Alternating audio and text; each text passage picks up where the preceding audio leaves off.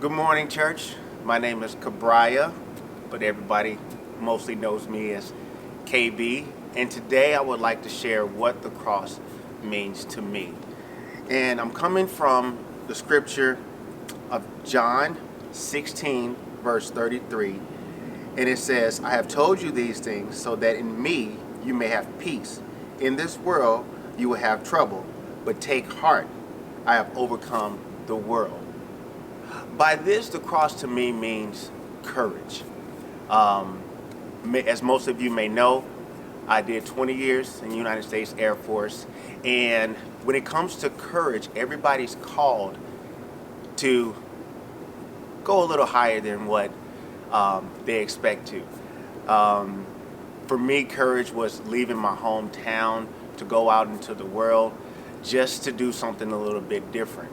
And I've seen different areas and aspects of this entire world, being in combat, being in modes and situations that I'm not necessarily so happy of or too proud of.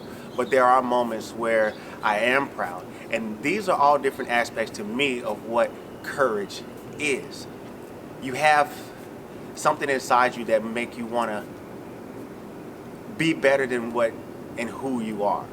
Um, you're not afraid, then you are afraid. I battled depression.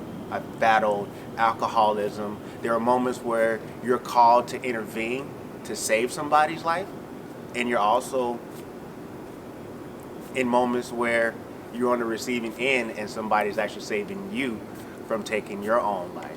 That's actually happened. But courage is what helps you get through those moments and situations. You just never know what you're involved in, what you may have to do. There was moments in time where I was so far down into a bottle to where I just didn't know or had the courage to even ask for help. I did that for years.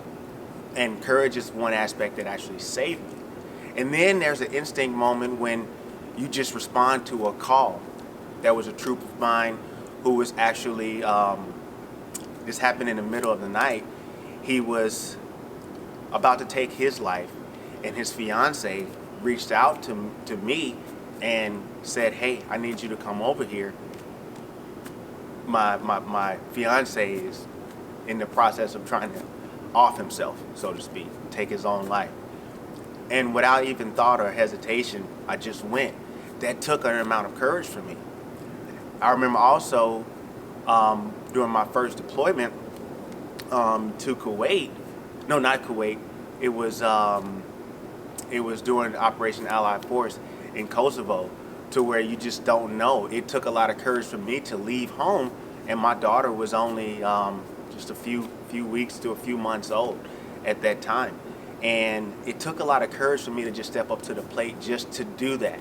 And the different side of it is I had no idea that I would even have the courage to even do it, even though that was what I signed up for when I joined the United States Air Force and to serve our country. And then there was times where I reached out in moments of infidelity in a previous marriage, to where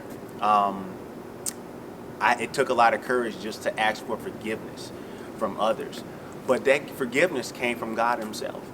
It was sparing my life through all of those times and actions to bring me to where I am today. And that's why I look at this scripture, because Jesus overcame the world when he died for us.